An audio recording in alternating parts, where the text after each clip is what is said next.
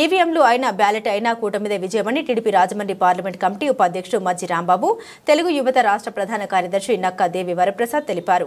Rajahmundry press క్లబ్లో ఏర్పాటు చేసిన మీడియా సమావేశంలో మజ్జి రాంబాబు మాట్లాడారు. వైసీపీ ఎన్ని కుయుక్తులు పన్నినా, ఎంత ప్రయత్నించినా రాష్ట్రంలో 151 సీట్లు సాధించినా రాజమండ్రి సిటీలో 2019 ఎన్నికల్లో 33,000 ఓట్ల మెజారిటీతో ఆదిరెడ్డి భవానీ గెలిచారని గుర్తు చేశారు. 2024 ఎన్నికల్లో ఆదిరెడ్డి శ్రీనివాస్ 73,000 మెజారిటీతో ఘన విజయం సాధించారని తెలిపారు. ఆయన గెలుపు చూసి ఓర్వలేక అక్కస్తో మాజీ ఎంపీ మార్గని భరత్ ఈవీఎంల వల్ల గెలిచారని అనడం హాస్యాస్పదమని విమర్శించారు. ఇటీవల ఎమ్మెల్సీ ఎన్నికల్లో బ్యాలెట్లో కనీవిని ఎరగని రీతిలో కూటమి అభ్యర్థి భారీ మెజారిటీతో గెలిచారు కదా. భరత్ ఇలాగే మాట్లాడితే 2029 ఎన్నికల్లో రాజమండ్రి సిటీలో ఆ మెజారిటీ 83,000కు చేరుతుందని హెచ్చరించారు. అందుకే పారాషూట్ లీడర్ భారత్ ఉలిక్కి పడుతున్నారని అర్థమై జనం నవ్వుకుంటున్నారని మజ్జి రాంబాబు ఎద్దేవా చేశారు. విలేకరుల సమావేశంలో టీడీపీ నాయకులు పోలాగి పరమేష్, బుడ్డిగా రవి, పిల్లి శ్యామ్, చింతపల్లి నాని, కందికొండ ఆనంద్, శివారెడ్డి, వెల్లంకి జయరాం, ఎస్కే బషీర్, ఇతలపాటి రవి, ముద్రగడ జయరాం, సనపతి సత్తిబాబు, కిలపర్తి నాగభూషణం తదితరులు పాల్గొన్నారు.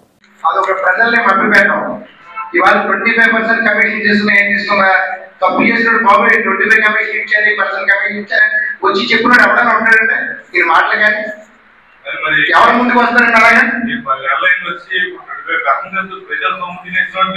అన్నిటికీ కూడా అన్నిటికీ రెడీగా ఉంది. అన్ని కూడా పారదర్శకంగా మాట్లాడే కాదు, అంతా కూడా చట్టబద్ధంగా రెడీ అవుతుంది.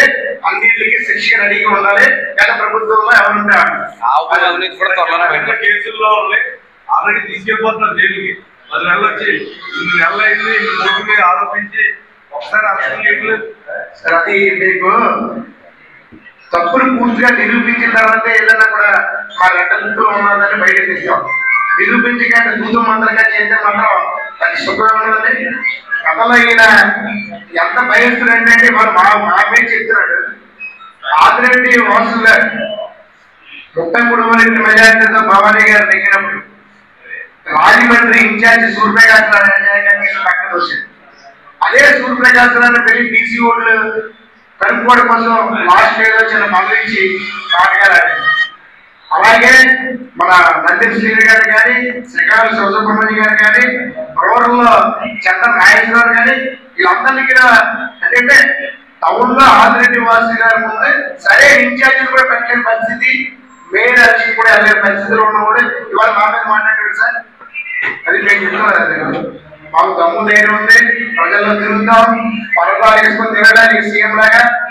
పైగా ఏ మినిస్టర్ అయినా కూడా ఆ మినిస్టర్కి సంబంధించింది ఏదన్నా ఉంటే అది పారదర్శకంగా వచ్చి ఇవాళ మా మినిస్ట్రీలో ఈ కార్యక్రమం తలపెట్టాం, ఈ కార్యక్రమం శ్రీకారం చుట్టాం, ఎన్ని కోట్లు ఖర్చు పెట్టాం, ఎంత డెవలప్మెంట్ అయిందో గత నుంచి కూడా గత 5 సంవత్సరాలు మా ప్రభుత్వంలో కూడా వచ్చి చెప్పడం జరిగింది. పోలవరం అవ్వచ్చు, లేకపోతే మన అమరావతి చేయడం సార్ దేనికి ఎంత ఖర్చు పెట్టారని వాళ్ళకి ఎప్పుడన్నా ప్రెస్ మీట్ పెట్ట ఉందని సార్ మినిస్టర్ గారు అడిగారు.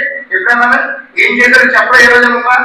మా ఎమ్మెల్యేలు కూడా మంచి సూచనలు ఇచ్చారని చెప్పి పైన మా మంత్రికో లేకపోతే సంబంధిత మా ముఖ్యమంత్రి గారికో చెప్పి రాజమండ్రి అభివృద్ధికి పాటుపడేలాగా ముందుకు తీసుకెళ్తాం కార్యక్రమం. ఎంతసేపు గుర్తు చేయడం, ఏదో కార్యక్రమం చెప్పడం, అలా మాట్లాడటం ఇలా మాట్లాడటం ఇవన్నీ కాదు కాదని చెప్పి మేము మీ ముందు మీ పత్రికల ముందు చెప్తున్నాం. ఎవరు నడుపుతున్నారో సస్యశ్యామలంగా ప్రశాంతంగా ఉండే పరిస్థితి. మీరు దాన్ని భయభ్రాంతులు చేసి ఏదో గతంలో మీరు మా అశోపతి గారి దగ్గర సంబంధించి గోరక్షణ దగ్గర ఈ మొక్కల కార్యక్రమాన్ని తీసుకొని స్టూడెంట్ అందరూ రోడ్డు ఎక్కించి మీరు ఏదైతే ఈ సెలబ్రిటీస్ ఉంటారో వాళ్ళు తీసుకొచ్చి అంటే పిల్లలను బాగు చేసి దాని ద్వారా పిల్లలు రావట్లేదని చెప్పి మీరు వాళ్ళని దానికి అరేసి వీళ్ళందరినీ తీసుకొచ్చి కార్యక్రమాలు ఏం చేశారు. గతంలో మేమే చేసాం, కళాకారులు ప్రోత్సహించాం. మురళీమోహన్ గారి టైంలోను అలాగే ఆడ కళాకేంద్రంలోనూ 40 మంది రాజోత్సవాలు చేసాం. 5 సంవత్సరాలు ఏం చేశారు మీరు? ఇటువంటి మీరు అలాగే మీరు ఈ కార్యక్రమాన్ని తీసుకోకుండా ఏదేదో చేసుకుంటా మేము కూడా ఏదో చేస్తున్నామని మీరు తెలియపరచుకోవడానికి ఈ ప్రెస్ మీట్లు పెట్టి మా మీద బుద్ధి చేయడానికి తెలియచి ప్రయత్నించకండి. ఇప్పటికైనా సరే సరైన మాటలు నడండి, ప్రజా సంక్షేమం కోసం పాటుపడండి. రేపు పొద్దున్న ఈ 70,000 మెజార్టీని తగ్గింగ్ కూడా చూసుకొని మేము పెంచి కూడా చూసుకుంటాం. ప్రజల్లో ఉన్న నిత్యం ఒక ఓడి ముగ్గురు పనిచేస్తున్నారు మా ఆల్రెడీ కుటుంబంలో.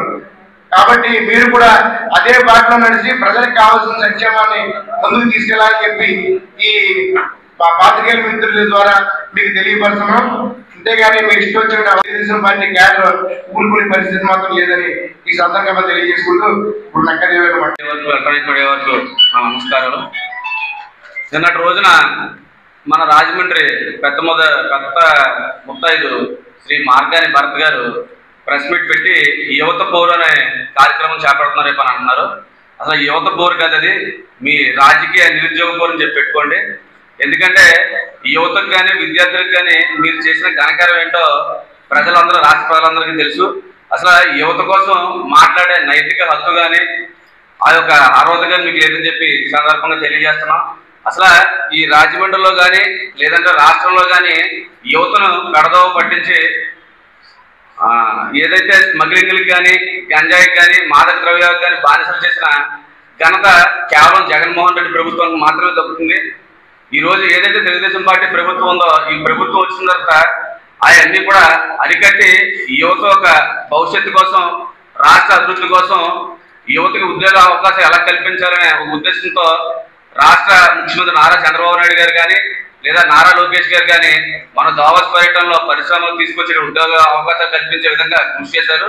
గతంలో మీ యొక్క ప్రభుత్వంలో మంత్రులు ఏ విధంగా దావోస్కి వెళ్ళి -డిగ్రీ చలిలో ఉండలేక కనీసం ఈ రాష్ట్ర ప్రజలకు ఒక ఉద్యోగం తీసుకొచ్చిన పాపన కూడా బాలేదు. ఉన్న పరిశ్రమలు కూడా తల్లిపోయే పరిస్థితి. అసలు మీరు యువత కోసం మాట్లాడుతూ ఉన్నారు ఫీజు రీయింబర్స్మెంట్ అని. మీరు గత ప్రభుత్వంలో అసలు ఫీజు రీయింబర్స్మెంట్ ఏమైనా విడుదల చేశారా? సుమారు 4,200 కోట్ల రూపాయలు బకాయిలు ఉంటే ఆ బకాయిలు కూడా కూటమి ప్రభుత్వం వచ్చిన తర్వాత 788 కోట్ల రూపాయలు విడుదల చేయడం జరిగింది.